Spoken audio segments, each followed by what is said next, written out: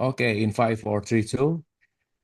A'udzubillahi minasyaitonirrajim. Bismillahirrahmanirrahim. Rabbi a'udzubika min hamazati sayatin wa a'udzubika rabbi ayahdurun. Rabbi shrah li sadri wa yassir li amri wahlul 'uqdatam min lisani yafqahu qawli. Assalamualaikum warahmatullahi wabarakatuh. Salam sejahtera untuk kita semua. Rahayu, Namaste, Om Swastiastu, Namo Buddhaya, salam kebajikan dan sehat untuk kita semua. Kembali lagi kita belajar bareng, teman-teman. Kita siang hari ini kedatangan guru besar, gitu ya. Selain selain besar pengetahuannya juga besar ilmunya, gitu, dan besar dampaknya pada kehidupan kita. So tidak berpanjang lebar, kita tepuk tangan dulu dong buat Kohen. Sehat kok. Sehat-sehat Kang, apa kabar Kang? Baik, baik, baik. Mantap kok. Thank you kok. Anyway, udah menyediakan waktu. Suara aman ya? Aman, aman, Clear ya, aman. teman-teman di Clear. semua platform. Semoga suara oke. Dan siang hari ini, mari kita persiapkan pendengaran, penglihatan hati kita untuk mendengarkan apa yang nanti dititipkan, dialirkan melalui Kohen. Nggak tahu gimana gitu ya. Kemarin pas mau bahas apa, bahas yang berbahaya pinggir jurang. Kalau dibahas sama Kohen akan jadi aman gitu ya. Nah, makanya saya kenapa perlu Kohen dalam hidup saya untuk menerjemahkan ke pinggir jurangan Iya, yang gak jelas gitu ya. kalau jatuh ya udah ya, Kohen jatuh ya. Nah, soalnya soalnya lu ini kok kebal kebal kebal peluru aman. Oh iya, kebal peluru. Aman. Pemain bebas Kang, free agent, Bebas, free free agent, agent. Nah, itu intinya. Lu free agent masalahnya free ya. agent, Kalau free agent tuh bisa ke sana ke sini dengan bebas gitu. Anyway, Kohen, aman. thank you very much. Terima kasih atas Thank you waktunya. Kang. Oke, siang hari ini kita akan bicara kenapa saya mengangkat topik ini. Banyak sekali dari teman-teman kita dari Gen Z gitu ya, dan Mm-mm, saya banyak mm-mm. ketemu tentang bagaimana mereka mulai keyakinan gua tuh bener nggak sih? Ya, Keyakinan gua tuh ke arah yang bener nggak sih? Bahkan mm-mm, ada orang mm-mm. yang udah berpuluh-puluh tahun di tarekat tertentu mempertanyakan juga bener nggak sih? Mm, Ada yang mm, belasan tahun mempelajari Quran, bener nggak sih? Mempelajari mm. macam-macam kok kesadaran, bener nggak sih? Nah, jadi kan konteksnya lebih kepada gimana sih keyakinan kita yang saya rasa akan selalu dinamis untuk kalau dalam bahasa perspektif Islamnya itu ihdinas siratal mustaqim gitu kok. Kembali Hmm. ke jalan Hmm. yang tepat, lurus, top of the line, dan saya rasa perspektif Kohen akan sangat menarik tentang ini. So, the stage Oke. is yours. Silakan kok. Terima kasih Kang. Terima kasih. Saya screen ya. Siap. Oke.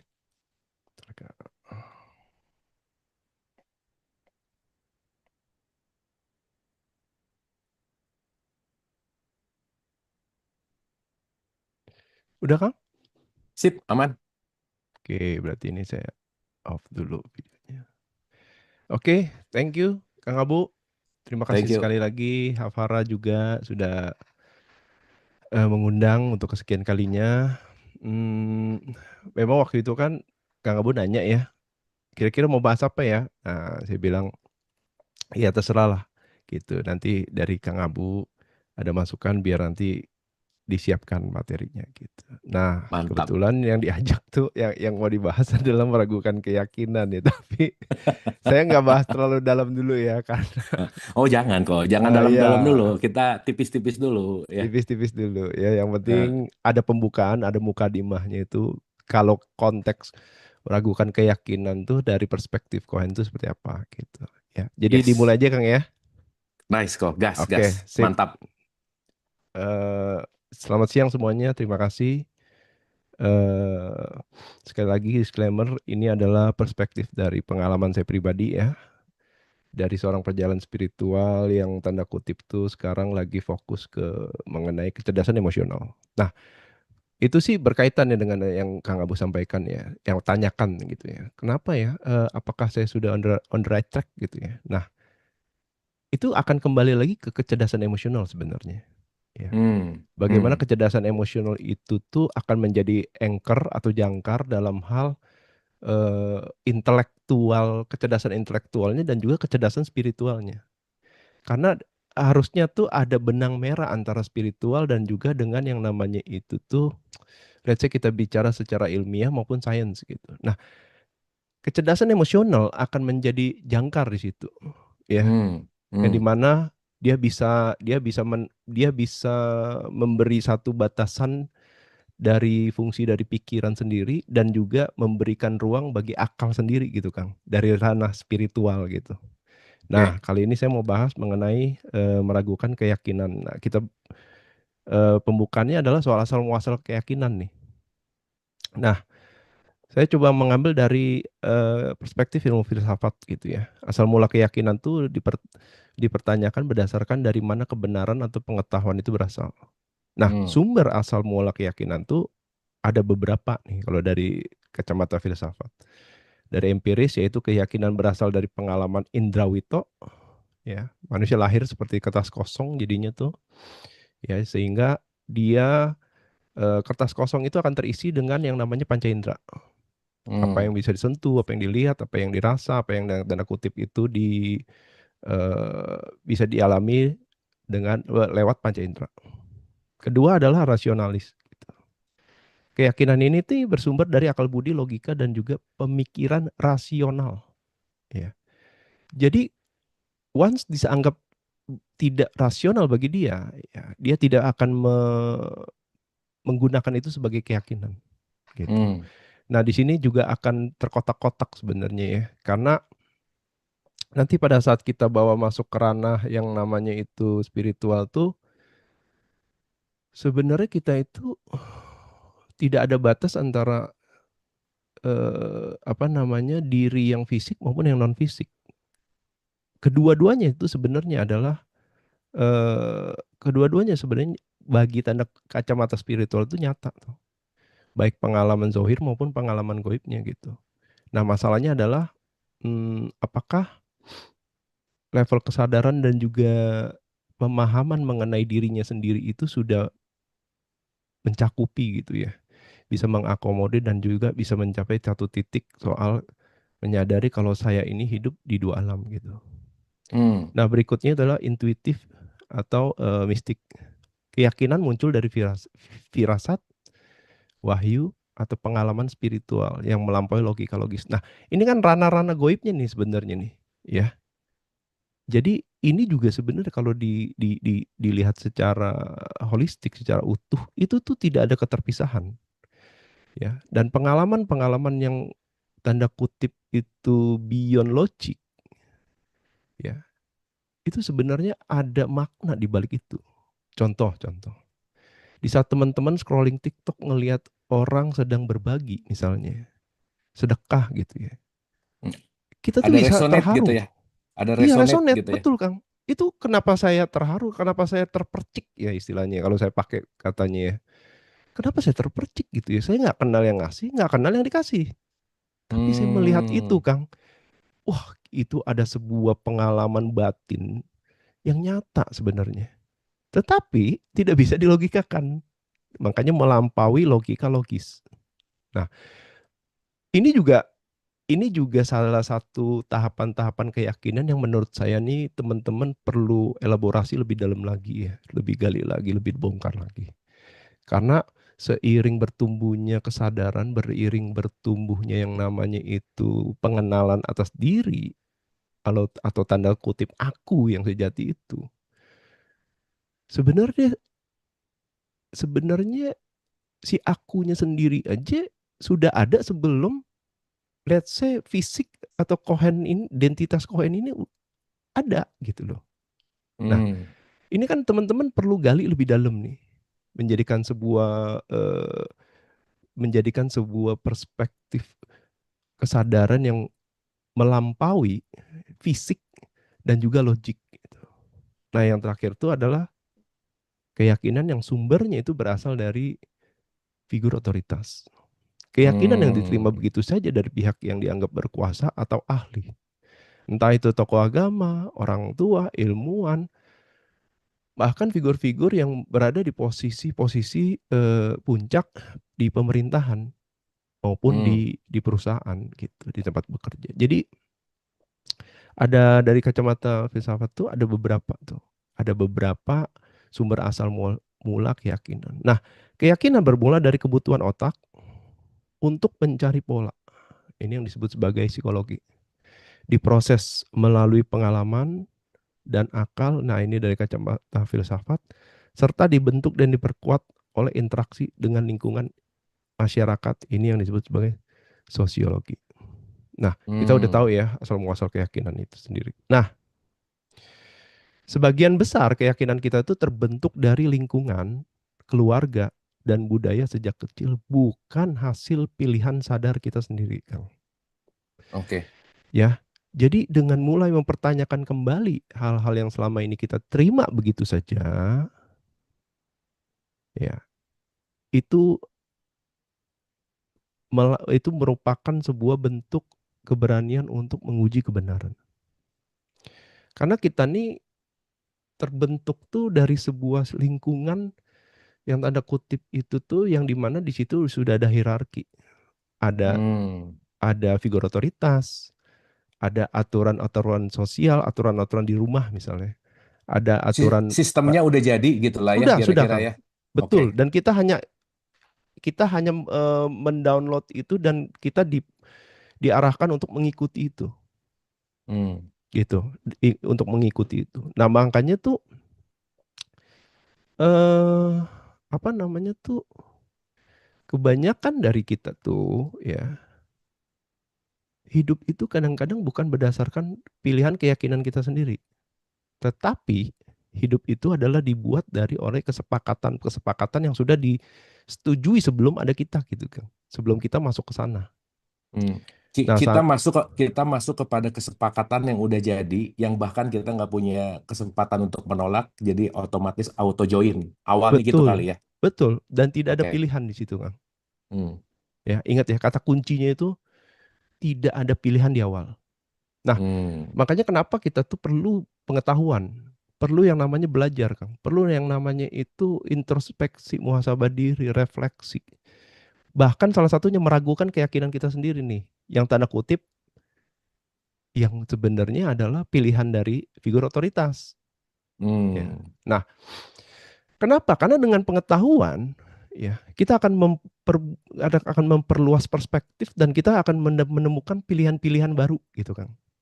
Hmm. Nah, meragukan keyakinan itu nanti akan memberikan kita banyak opsi mengenai mana yang sesuai dengan keyakinan pribadi saya, gitu, yang otentik. Nah, makanya di situ eh, kebenaran yang dianggap yang diadopsi ke kita tuh perlu diuji sebenarnya, Kang. Apakah Hmm. ini sesuai gitu loh dengan pribadi saya yang unik dan otentik gitu loh. Jika tidak ya mungkin disitulah peragukan keyakinan itu perlu dihadirkan. Nah, keyakinan yang kita pegang akan menjadi program pikiran bawah sadar. Ingat guys, kita selalu belajar kalau ada yang namanya subconscious, ada yang namanya conscious. Dan itu persentasenya itu timpang. Ya, ada yang bilang 95, ada yang bilang 10, 90. Yang di mana adalah pikiran bawah sadar atau subconscious mind itu adalah gudang penyimpanan raksasa yang beroperasi di luar kesadaran aktif. Bagian ini menyimpan semua memori, pengalaman masa lalu, keyakinan, kebiasaan, emosi, serta mengatur fungsi tubuh yang berjalan otomatis. Jadi, dari apa yang saya pelajari, di awal tuh semua itu conscious, Kang. Di Dari awal. kecil. Di awal, nggak ada subconscious, nggak ada conscious mind gitu loh. Nah, karena diadopsi, ya kan? Karena program bawah sadar itu adalah diadopsi dari luar, mau tidak mau dia akan diulang-ulang-ulang-ulang menjadi subconscious mind. Nah, Hmm. subconscious mind ini karena kita belajar hal-hal baru, mau tidak mau ini akan ditampung di sini. Nah, di sini ada critical thinking nih. Tetapi karena ya, program bawah sadar kita sudah menjadi default system di situ, maka apapun yang masuk ke sini akan diadu dengan yang 90% ini. Jadi akan sulit tuh di awal tuh, ya. Untuk yang namanya itu melakukan yang namanya meragukan keyakinan ataupun bahkan menggugat keyakinan, gitu. Hmm. Soalnya Karena gede banget porsinya intinya ya. betul, Hmm. betul Kang. Jadi secara Hmm. persentase itu sudah kalah, ya. Kayak kita tuh eh, apa tuh tenaganya baru 10%, belum apa-apa udah dihajar sama 99 orang gitu kan. Nah, udah pasti Hmm. dikeroyok kita. Nah, Hmm. otomatis itu akan menjadi default system.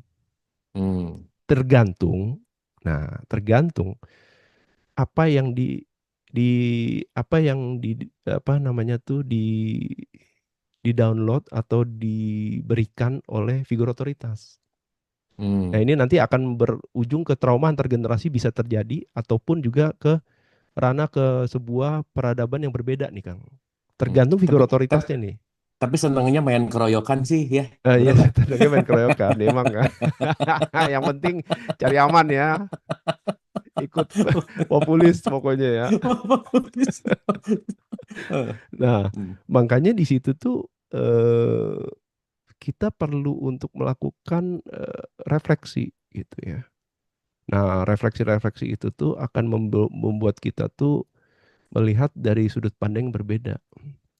Sehingga apa yang kita dapatkan di 10% ini pelan-pelan bisa kita bawa masuk untuk menjadi program yang program ulang Hmm. gitu. Yang penting harus ada niat dan usaha dan latihan, repetition sebenarnya sih kuncinya sih. Ya. Nah, keyakinan yang diadopsi dari luar diri akan membentuk konstruksi mental.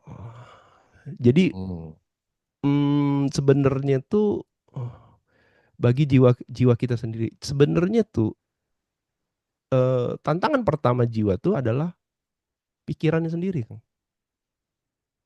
Dia Hmm. yang melabel ini aku, ini bukan aku gitu loh. Nah, Oke.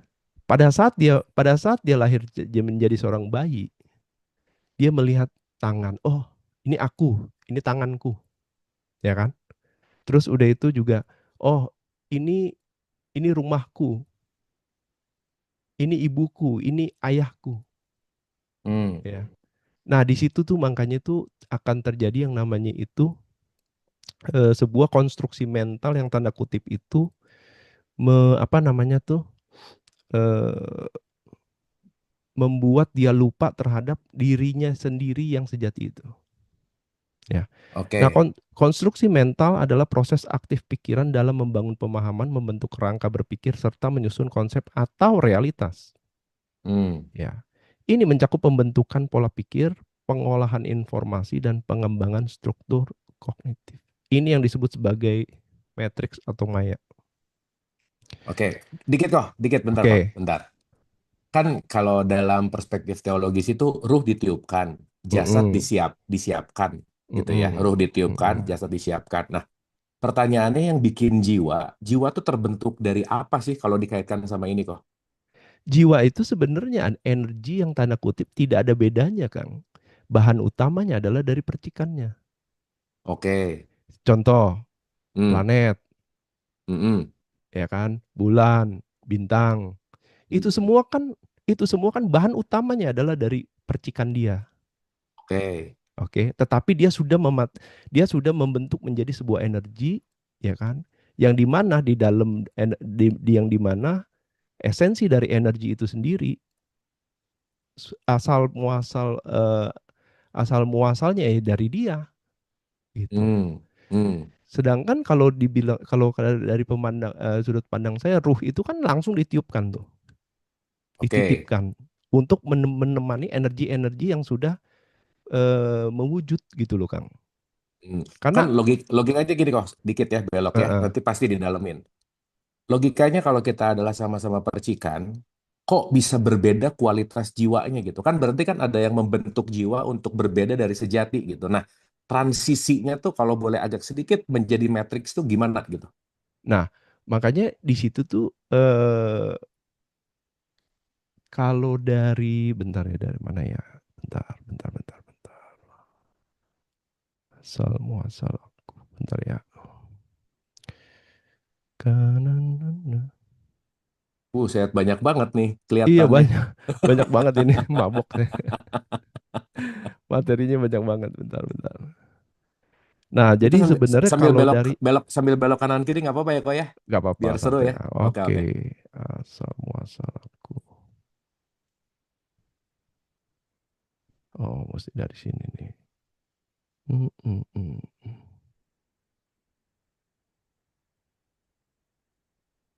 Jadi kalau nggak salah tuh dari hadis Qudsi ya Kang ya, yang Hmm. dibilang aku adalah harta karun yang tersembunyi, ya kan? Hmm. dan Hmm. aku ingin dikenal gitu loh. Hmm. Nah, karena dia ingin dikenal, maka dia itu menciptakan cerminan. Hmm. Ya, bentar ya, mana ya? Aduh. Ini kalau ada Ah. pertanyaannya Pak Haji Anjrit, kok udahlah langsung aja Tuhan di mana sih katanya gitu kok. Kalau Pak Haji kayaknya udah pengen pulang cepet sih Di kayaknya. ATM, di Heeh. ATM. Nah, ini. Pada mulanya aku adalah harta karun yang tersembunyi, kemudian aku ingin dikenal. Ya kan? Maka Hmm. aku Hmm. ciptakan makhluk untuk memperkenalkanku kepada mereka, maka mereka pun mengenal aku. Nah, yang diciptakan itu apa? Yang diciptakan itu adalah semesta, bintang, planet, manusia, hewan, dan tumbuhan. Hmm. Jadi kita semua itu sebenarnya adalah cerminan dari Sang Pencipta. Hmm. Pertanyaannya adalah, nah, cerminan apakah yang ingin ditampilkan kepadanya? Hmm. Ya, ini rada berat nih nanti. Hmm. Hmm. Hmm. Hmm. Hmm. Hmm. Ya, jadi harus disadari ya, cerminan apakah yang ingin ditampilkan kepadanya. Jadi itu ada sebuah cerita mengenai raja yang ulang tahun, dia punya segalanya, tapi seorang filsuf itu menghadiahkan sebuah cermin. Hmm. Ya. Ya, yang dimana pada saat dia melihat cermin itu, wah, aku ternyata ganteng ya, iya katanya. Hmm. Hmm. Aku ternyata gagah, iya. Gitu. Padahal dari cerita itu tidak ada hal lain tuh yang bisa yang ingin dilihat dari ciptaannya. Dia menciptakan kita itu, dia hanya ingin melihat dirinya sendiri. Hmm. Pertanyaan kita nih sebagai ciptaannya, ingin menampilkan cermin seperti apa kepadanya, Oke. ya kan? Apakah Apakah apakah cerminnya berdebu? Apakah cerminnya retak? betul sekali? Ya, oke. Kembali lagi ke pilihan, Kang. Hmm. Pilihan. Nah, Matrix itu, Maya itu cenderung membuat kita itu tidak bisa melihat secara utuh. Berarti orang-orang yang sering nonton live-nya lu tuh cermin-cermin retak lah ya, gitu kira-kira Iya, ya. masih masih ini Kang, masih berkabut gitu ya. Jadi perlu dibersihin. Nah, Oke. itu Matrix ya. Matrix itu kan Hmm. ada banyak. Ada di diri dia sendiri, yaitu dengan pikiran, ada yang di luar diri ya, dengan orang-orang yang kena matrix juga, aturan sosial. Ada juga yang di semesta. Semesta pun juga punya matrix gitu loh. Ya, Hmm. tetapi kita fokus ke yang keyakinan yang dibentuk oleh konstruk mental atau matrix dari pikiran kita sendiri. Nah, maya atau matrix adalah ruang ilusi ya, yang sudah ada merupakan tabir kosmik yang tampak seperti ada tetapi sebenarnya tidak ada atau bersifat hayalan atau halusinasi. Dan maya sendiri dikonstruksi dengan penuh kondisi yang bersifat playful dan powerful, ya. Hmm. Di mana kondisi ini akan menjadi tema, pola dan juga prinsip dari ilusi yang tanpa disadari menjadi keyakinan dan kebenaran bagimu di saat ini. Gitu loh. Hmm. Jadi eh, di dalam matrix itu tuh ada kondisi, tema, pola dan juga prinsip. Hmm. Kebanyakan orang tuh, kita ini kan sebagai makhluk, sebagai manusia, makhluk fisik, memang kita punya yang namanya itu kebutuhan. Tetapi dari kacamata kita sebagai eh, ciptaan yang sempurna itu, kita punya kebutuhan yang berbeda juga. Ada di Hmm. ranah yang namanya fisik, ada di ranah yang namanya non fisik. Sehingga matrix itu tuh bertujuan adalah untuk membuat kita ini terdistraksi ke dalam sebuah permainan yang playful, ke dalam sebuah perolehan soal power. Seolah-olah seolah-olah ada hal yang lebih penting selain mengenal dirimu sendiri, Hmm. ya. Hmm. Nah, itu tujuan dari Matrix. Nah, Maya atau Matrix itu bekerja menggunakan sistem aturan dan pola yang berjalan secara sistematis. Yang dimana tujuan dari sistem ini adalah mendistraksi fokus, ya, mengulur waktu, mencuri data, memori, serta pengetahuan segala hal tentang dirimu sendiri, si subjek kan dirimu ya. Dan Hmm. juga perihal dirinya yang sejati yang awalnya tersimpan rapih dalam ruang kesadaran. Nah, jadi matrix itu mendistraksi fokusmu itu supaya tidak ke dalam diri, tapi keluar. Iya. Mungkin bahasa Mengulur waktu. gampangnya gini kok. Kalau misalnya kita ngomongin ruang itu adalah teater, Matrix itu membuat kita tidak sadar bahwa kita teaternya, tapi kita pemerannya. Jadi kita sibuk sama dramanya gitu nggak kira-kira? Betul sekali Kang, betul. Hmm. Jadi ibarat Hmm. ibarat aktor misalnya ya. Misalnya kita bilang Iron Man lah ya. Hmm. Iron Man itu kan Tony Stark ya. Ya, Tapi kan dia kan aktor utamanya kan Robert Downey Junior kan. betul, betul. Pada saat dia terjebak dalam maya yang ceritanya soal Tony Stark, dipanggil Robert Robert tuh nggak nge Gak dia kan. ngeh. Mm-mm. Nggak sadar dia. Robert, Bener. pulang Robert. Enggak, gue Tony gitu kan. Mm-mm, mm-mm. Enggak, gue Tony gitu loh. Bener, bener, Kamu bener, bener. Robert? Enggak, saya Tony gitu. Ya kan? Hmm. Yes, bener kok. Dia menjiwai sekali Kang di situ Kang. Nah, ini yang harus keyakinan yang sementara ini yang harus diragukan, yang harus digugat sebenarnya. Bener. Dan kita Kang, ngelihat bahwa ketika si Iron Man lawan berantem sama Thanos, kita ngelihat dalam sandiwaranya.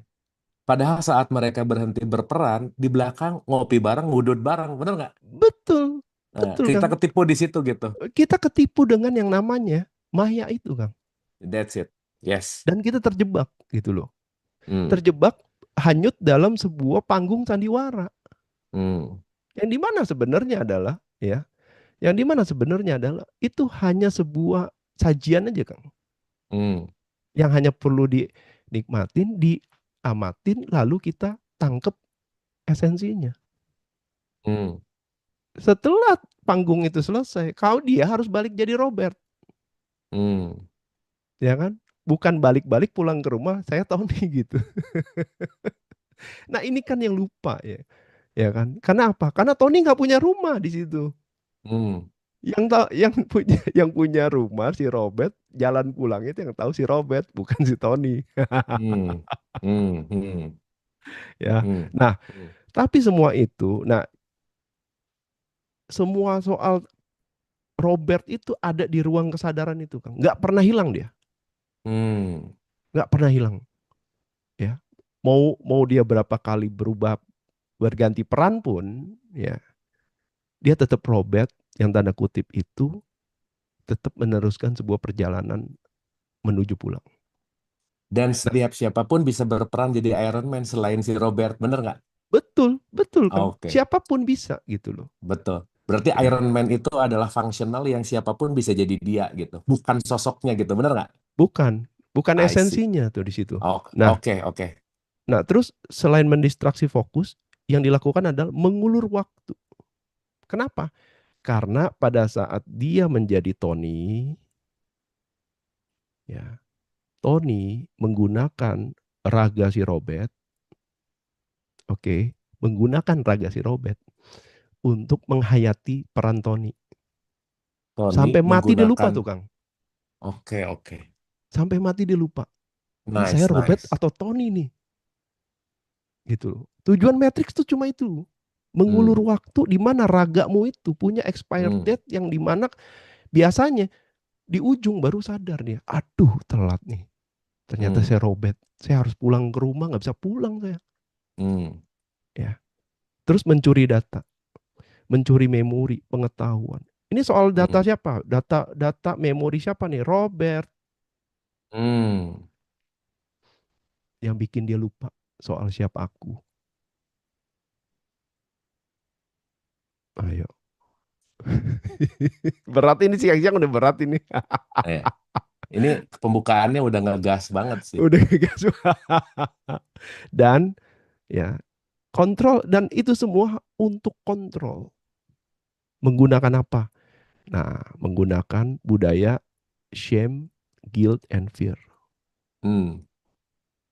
Kan di Matrix itu cuma itu tuh, ya kan?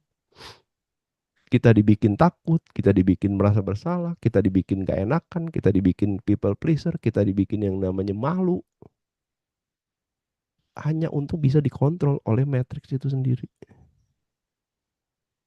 Supaya kita kehabisan waktu. Oke. Oke? Nah, jadi anytime si Robert sadar dan dia ingin kenal, si Tony itu sadar kalau dia bukan Tony, untuk mengenal siapa aku, dia akan ke sini, yaitu masuk ke dalam dirinya sendiri untuk mulai mengenal si Robert. Hmm. Dalam Maya atau Matrix, kita akan diprogram untuk fokus ke hal di luar diri dengan fokus mengejar perolehan, yaitu harta, tahta, dan cinta, HTC. Sampai kita kehabisan waktu dan harus mengulang kembali di kehidupan berikutnya. Nah, konteks reinkarnasi ini kalau dari perspektif saya bermain di sini. Dan kita akan Hmm. terus terbuai dalam maya sampai adanya kejadian anomali. Anomali itu keanehan. Keanehan tuh misalnya kita tuh rutinitas yang pola yang itu aja tiba-tiba ada yang berbeda.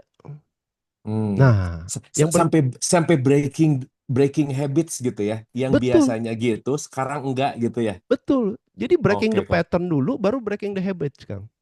Oh, Jadi patternnya dulu ya, polanya Bang dipecah Des. dulu gitu loh. Nice, Polanya nice. dipecah dulu baru breaking the habit.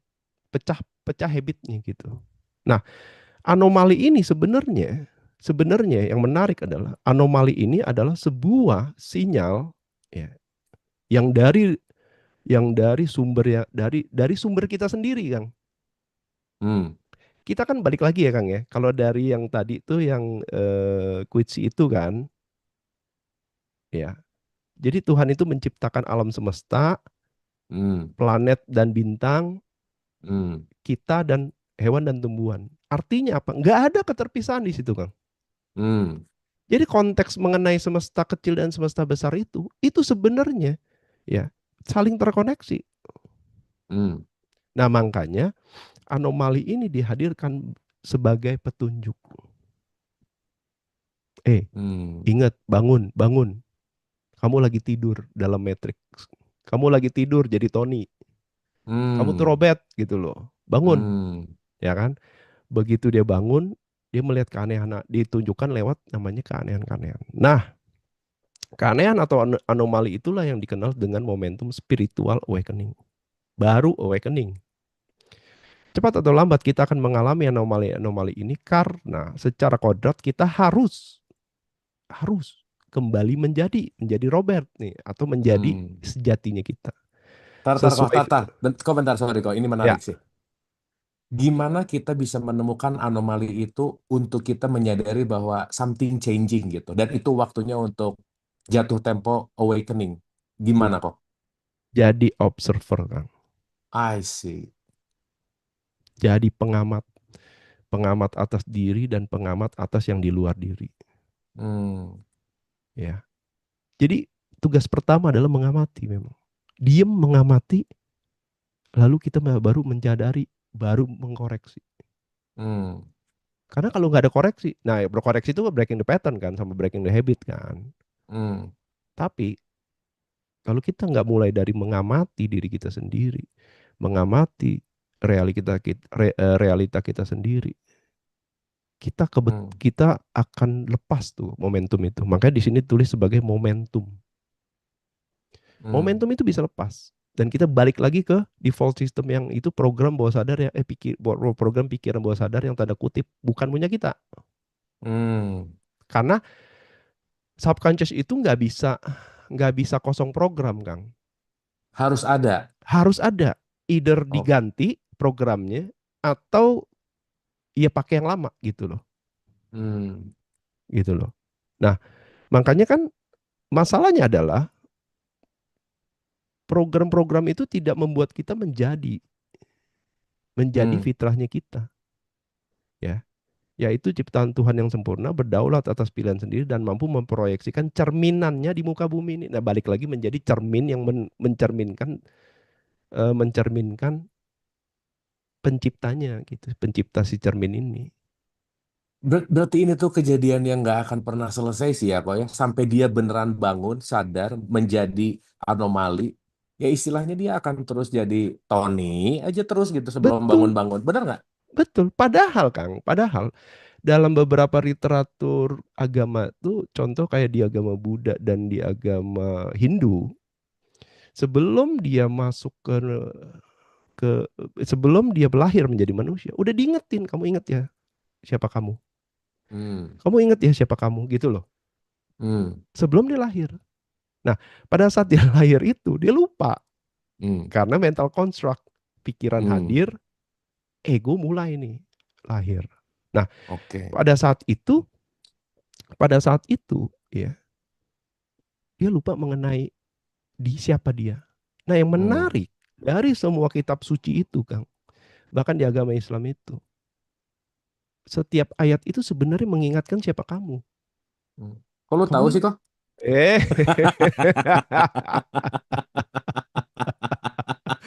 kan belajar. Oh, belajar belajar ya. Gitu Yang udah loh. lama, soalnya yang udah lama jadi Islam juga belum tentu tahu sih. Oh, belum. Ya. Masa sih? Jadi semua mengingatkan, Kang, siapa kamu. Hmm, Ingat hmm, ya siapa kamu, ingat ya siapa kamu, gitu loh. hmm, Ya, kenapa? Karena eh, mungkin kalau dari pribadi sih, dari saya pribadi itu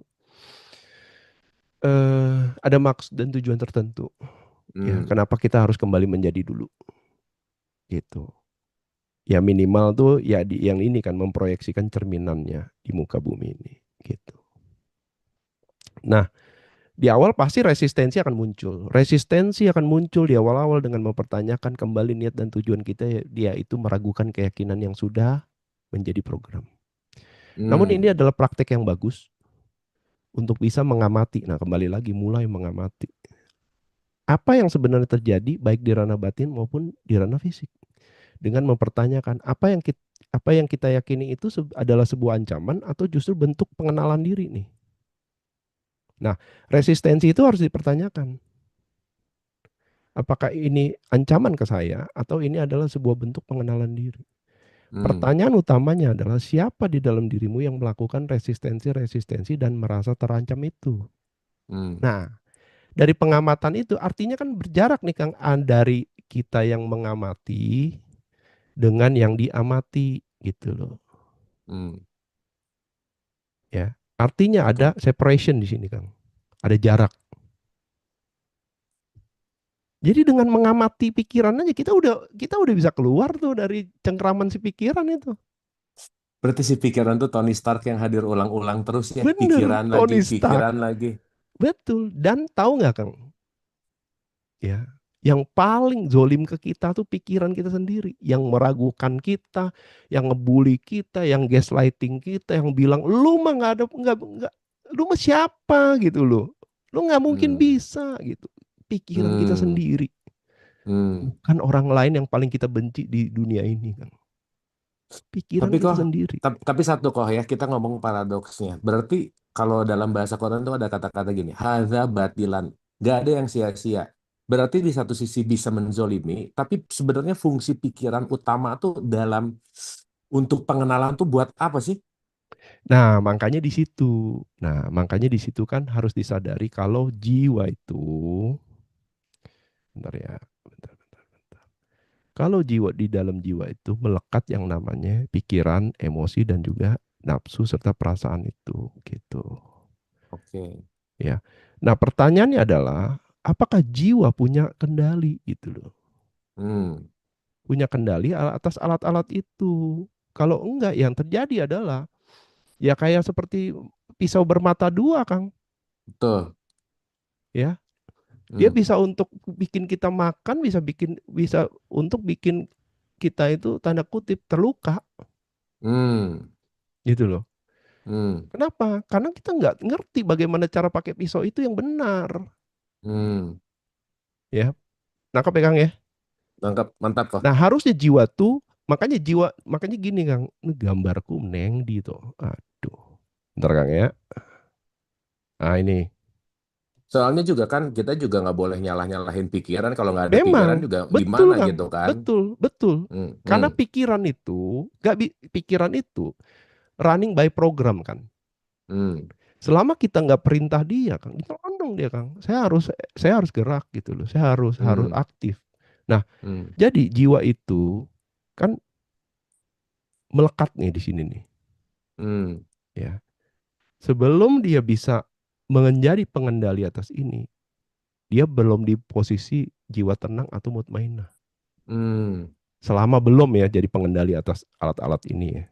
Nah, kalau dia belum kembali ke jiwa tenang itu, dia nggak akan bisa masuk ke sini, Kang.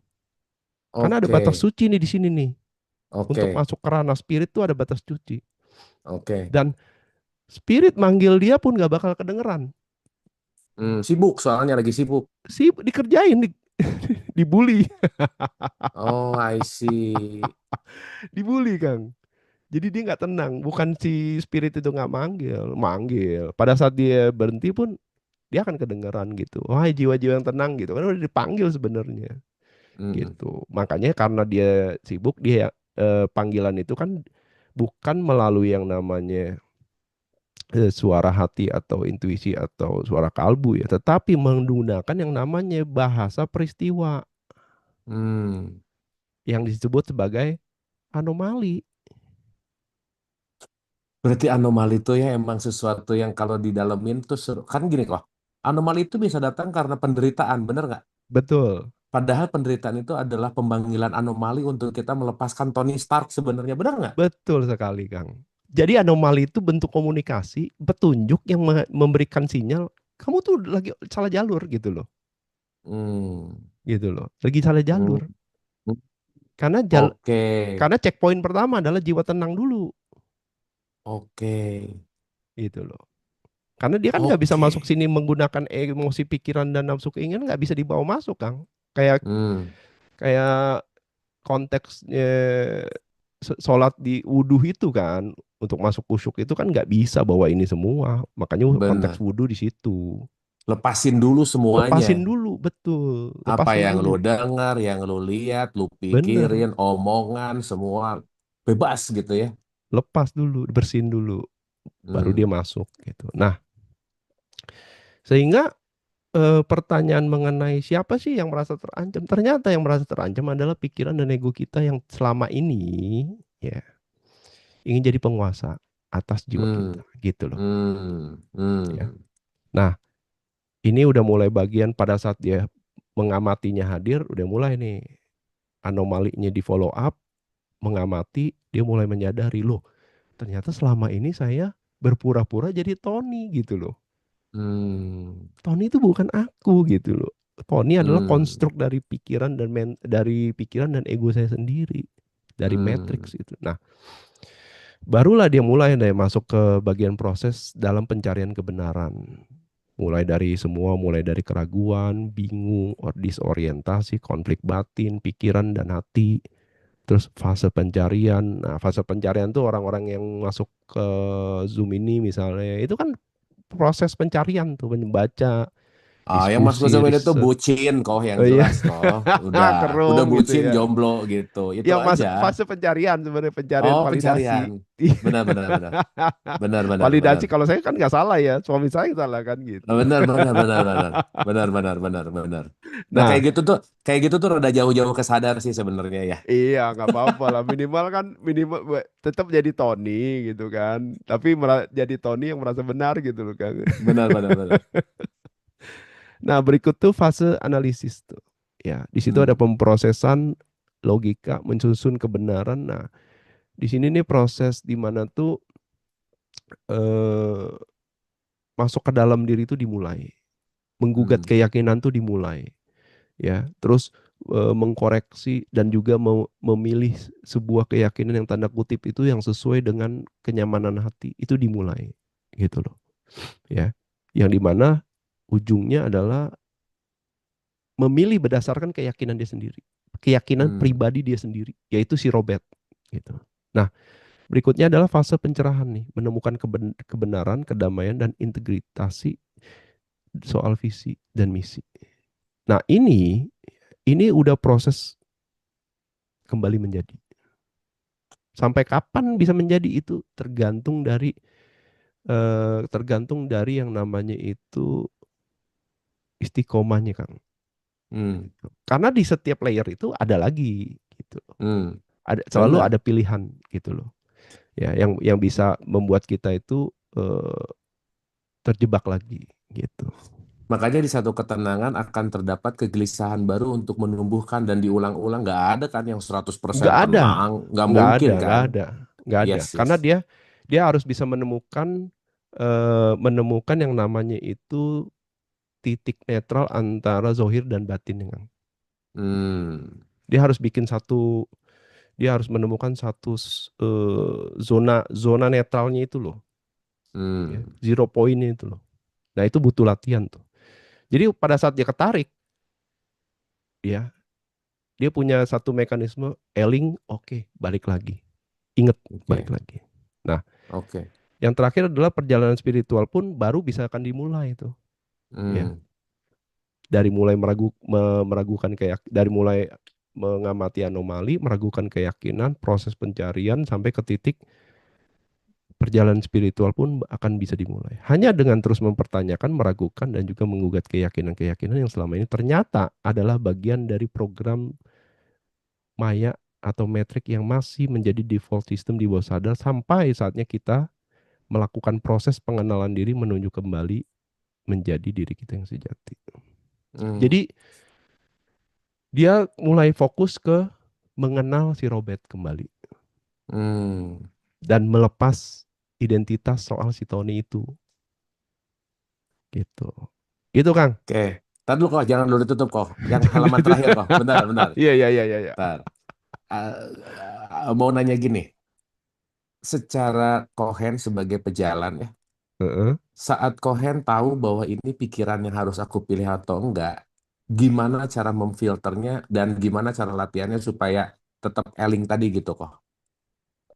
Pada saat membuat sebuah pilihan yang sesuai dengan keyakinan pribadi saya gitu ya, Kang ya. Iya benar, benar. Kan bisa Oke. gini kok. Ini pikiran atau Heeh. pinjaman pikiran atau pinjaman Heeh. keyakinan kan kita semua korban itulah ya, gitu Heeh. kan. Nah, Heeh. kok let's say Cohen bisa menyampaikan ini kan Cohen udah menemukan anomali-anomali kan, udah Heeh. pasti kan, Heeh. gitu kan. Heeh. Nah, Heeh. saat sekarang udah menemukan anomali dan tahu itu adalah anomali, pasti ada jebakan-jebakan kan kok.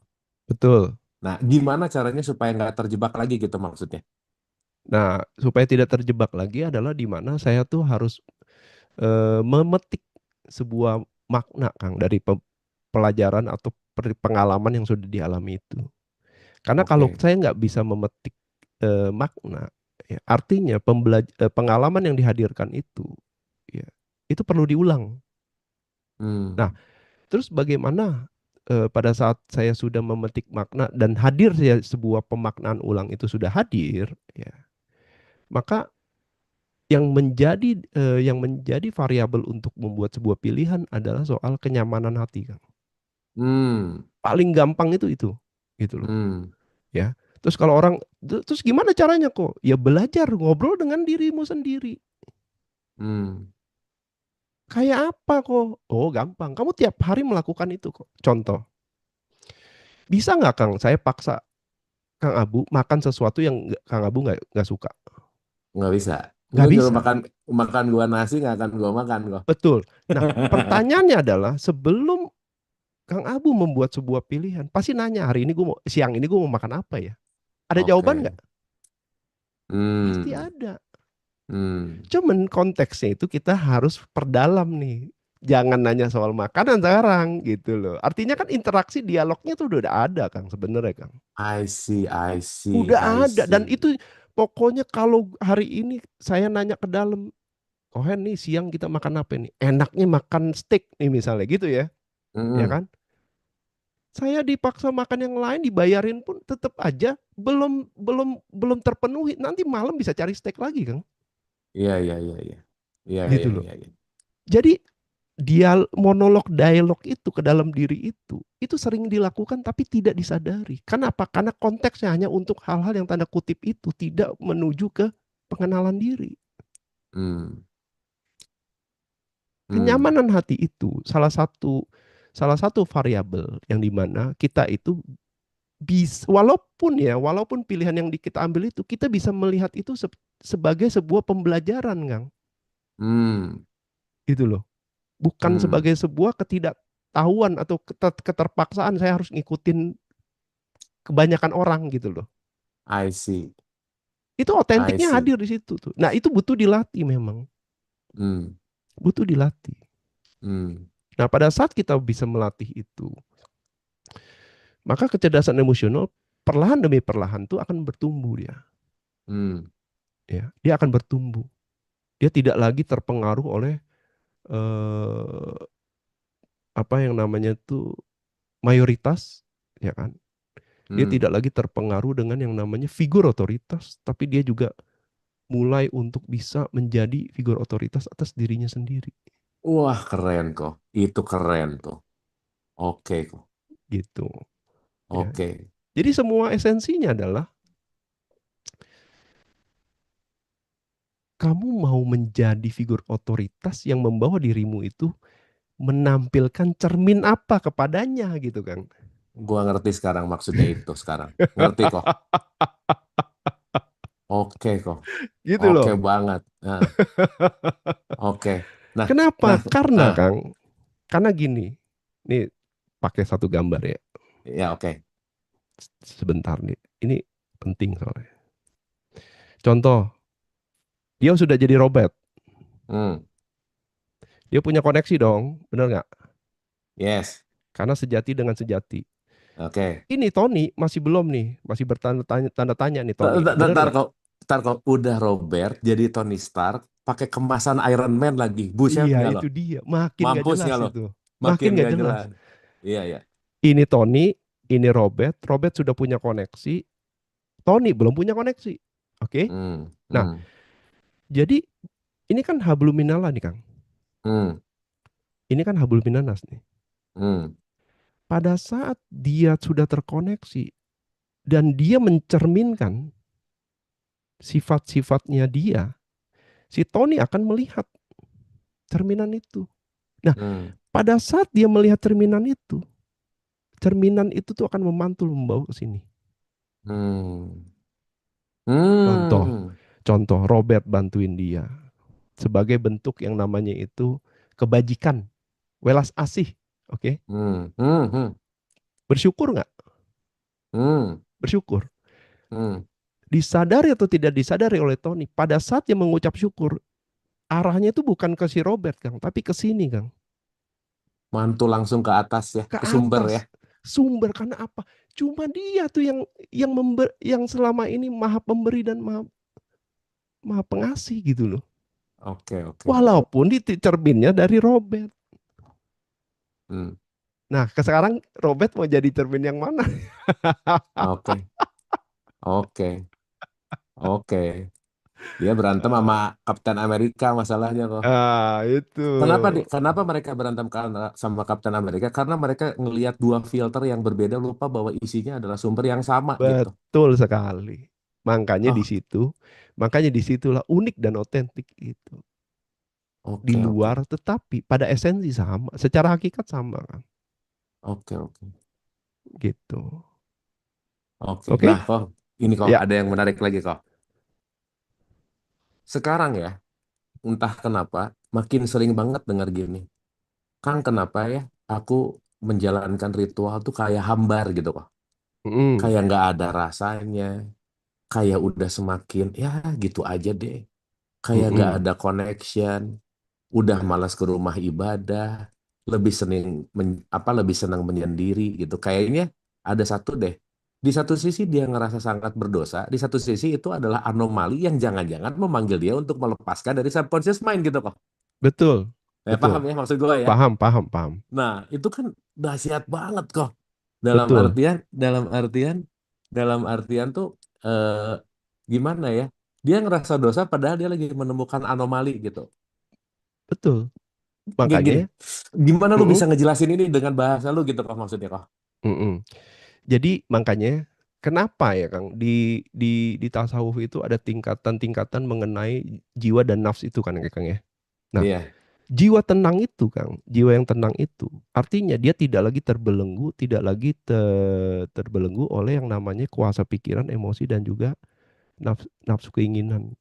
Tuh kok di TikTok gue banget pada ngaku mulai kok tuh ya. Gue Nah, tapi beda tipis antara sadar sama nyari teman untuk ya nggak apa-apa deh gitu ya. Itu sama-sama nyari teman yang nggak betul beres juga beda tipis menormalisasi itu memang. namanya, Kang. Normalisasi.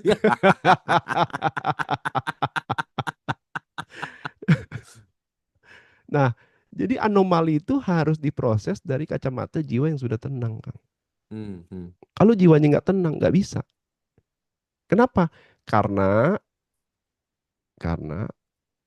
baik pikiran, emosi, dan nafsu keinginan itu, dia juga bisa menciptakan Tuhan yang berbeda. hmm,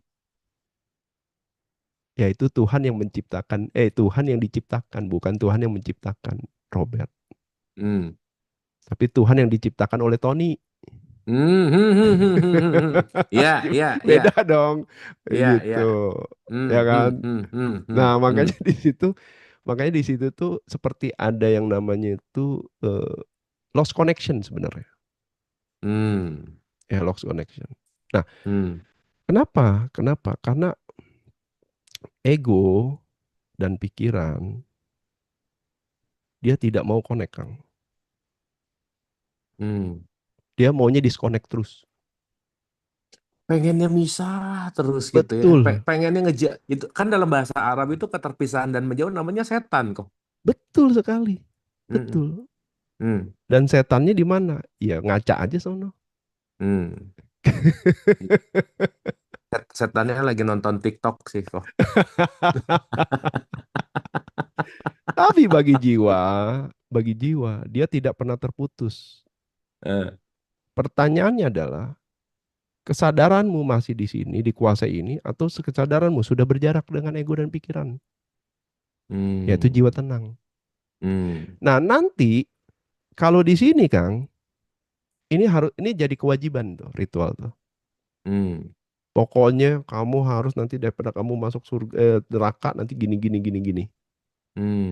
Tapi kalau dia sudah connect, ya, dari yang namanya jiwa tenang, connect ke spirit, ke ruh, itu udah jadi kebutuhan, bukan lagi kewajiban, Kang. I see. Udah bukan rutin, Bukan, tapi dia mengizinkan untuk melakukan gitu ya. betul. I see, I see. Wah keren Kayak nih. orang sakit parah, karena Hmm, nggak pernah, karena orang udah sakit parah, tetapi ya pada saat dia udah sehat, dia tahu olahraga itu kebutuhan, hmm, gitu loh. Disitulah hmm, makanya, disitulah makanya itu yang membedakan pertanyaan-pertanyaan dari anomali itu tuh, hmm. gitu loh. Jawabannya pasti akan ke sana, soal koneksi dan disconnected. Lu mulai nyadar kalau yang nanya setan kan gitu kan intinya kan lu ngomong itu kan. Tapi kok satu kok ya, Ya, eh, bisa jadi loh ritual, kebiasaan, harian yang diulang-ulang. Justru itu yang menutup anomali yang ngebuat subconscious mind tanpa tambah ngebuat dia nggak nyaman untuk ketemu betul, anomali. Benar nggak sih kok? betul. Itu jadi pattern, Kang. Di sini jadinya kan pola nih di sini nih. Iya, jadi kecanduan ritual seakan-akan dia ketemu Tuhan, padahal dia menuhankan ritualnya gitu. Betul. Dia Hmm, jadi pola di situ, Kang.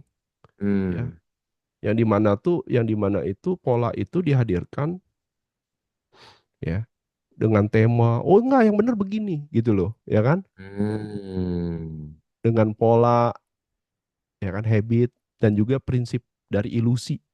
Dari hmm, ilusi, gitu loh. hmm, hmm. Ya, kenapa? Karena eh, mau sekencang apapun ritual ya, isi hati manusia itu hanya bisa diukur dari perilaku, Kang. Oke, Ini oke kok. mencerminkan orang yang berketuhanan atau enggak gitu. Selaras Hmm, nggak sih gitu loh actionnya, hmm, hmm, ya hmm, kan? hmm, Kalau tidak selaras, nah itu yang harus diragukan tuh keyakinannya tuh. hmm. Oke. Nah, Gitu kok, loh. kok ini cerita memang rada pinggir jurang sih ya. Cuman teman-teman tolong tolong ya ini terima dengan akal sehat dan Cohen pasti punya perspektif yang menarik karena ini beneran beneran dia anomali kok. Beneran Mm-mm. dia anomali. Jadi gini Gimana kok. gimana? Ini ya. Ini cerita ya, tapi fakta sih. Fakta. Jadi kita ambil pelajaran ya teman-teman. Ini nggak ada tendensius ngapa-ngapain, nggak ada mau ngarahin kemana, nggak. Cuman real kejadian ada orang cerita ke saya curhat dan ini terjadi pada hidupnya. Pertama kok, waktu dia mengalami kehilangan, tiba-tiba tuh ada panggilan untuk ingin pakai kerudung kok. Mm-mm. Pakailah dia dalam beberapa tahun. Tapi entah kenapa anomali tadi kok. Entah kenapa akhirnya dia ngelepas lagi kok. Dan dia merasa bahwa saat aku melepas, kenapa aku jadi merasa lebih bebas, lebih freedom, dan aku bisa menjalani hidup lebih tenang, seapa adanya, nerima kenyataan lebih oke. Tapi di satu sisi, aku ngerasa berdosa karena aku melepaskan kerudung gitu misalnya kok. Mm-mm. Nah, ini kan jadi nyambung banget sama sama sama yang tadi lu bilang gitu ya tentang konteks Mm-mm. anomali gitu. Di satu sisi saat dia terdorong untuk menggunakan ada dorongan, di satu sisi untuk melepaskan juga ada anomali gitu. Tapi dia ketakutan padahal dia lebih menikmati hidupnya. Tapi dia ketakutan subconscious mind itu yang ngebuat dia jadi gelisah gitu. Piye kok? Gimana kok? Nah, pertanyaannya gini, Kang. Balik Hmm. lagi soal koneksinya, Kang. Hmm. Mana yang membuat kamu terkoneksi, benar-benar terkoneksi? Hmm. Ya, mana? Karena ini it's all about connection, Kang. Antara Oke. tubuh, antara jiwa, antara spirit. Hmm. Apa yang membuat kamu terkoneksi? Hmm. Kalau menurut saya mah itulah kuncinya, Hmm. gitu loh. Hmm. Karena yang dibicarakan ini kan tampak luar ini aja kan, Hmm. dari tubuh itu kan, benar nggak? Hmm. Apakah itu menghadirkan sebuah koneksi atau enggak? Kalau menghadirkan, nggak salah, Hmm. Oke. ya. Oke. Tapi yang salah adalah pada saat dia pikir dengan merubah tampak luar, dia sudah terkoneksi. Nah, itu yang harus dipertanyakan dulu. Benar Nah, nggak terkoneksi? yang bermasalah dia ngelawan keroyokan kok. Itu intinya kayaknya ya. Bener nggak? Karena gini Hmm. ya. Misalnya. Tuhan kan menciptakan banyak agama nih, Kang. Benar nggak? Hmm. Mengizinkan lah ya, Hmm. Ya yang nyiptainnya kan sesuai ya izinnya. Oke, dari A, orangnya lah dari B, ya. Hmm. dari C, dari D, dari E, dari F.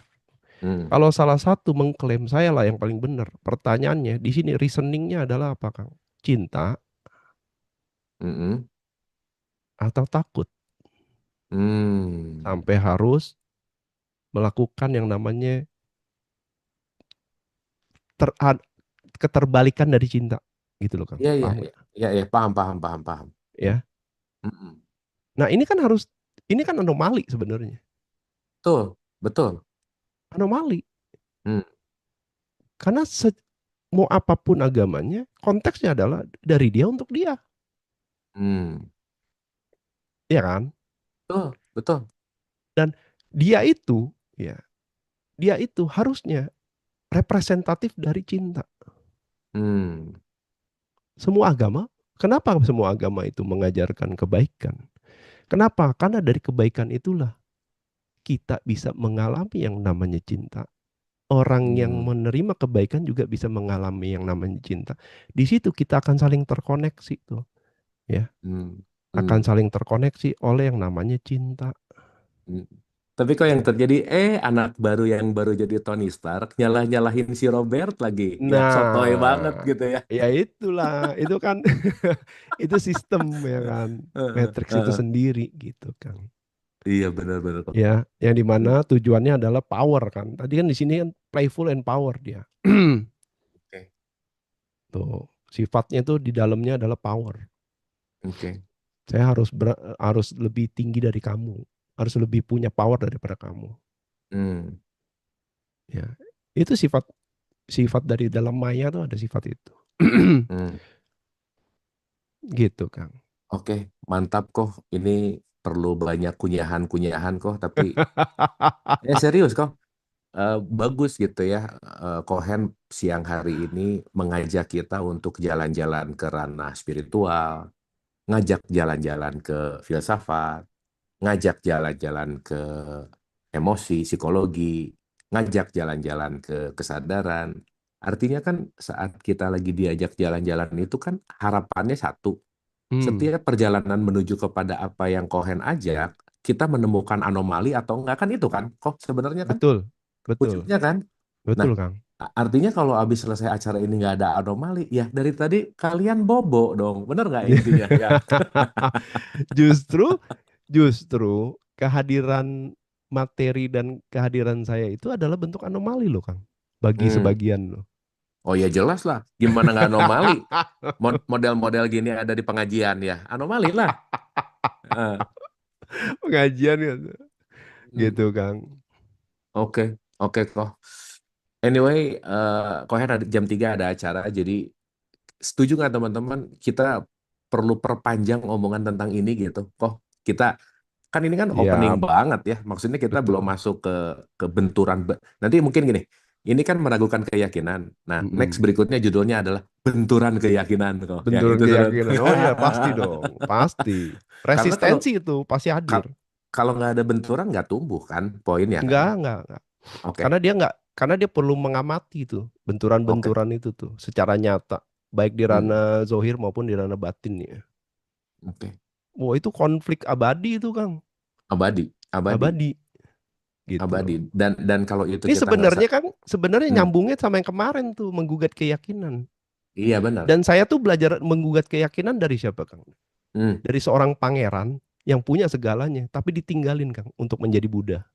hmm, Dia menggugat keyakinan dia sendiri yang bapaknya bilang, udah kamu udah jadi cukup jadi hidup aja, hidup enak, 7 turunan nggak ada habis kok gitu loh. hmm, Enggak hmm. katanya. Keyakinan saya nggak gitu deh. Mau ngomong Keluar gitu, dia. mau ngomong gitu takut dibully kok. Jadi udah aja, lu aja yang ngomong. Soalnya dari mana belajar kesadaran? Dari seorang pangeran yang meninggalkan istana. Oh, beda beda jalur nih. Oh, Nah, beda gitu kok. jalur. It- itu mainan keroyokan gitu kok. Iya Keroyokan mainannya betul. gitu.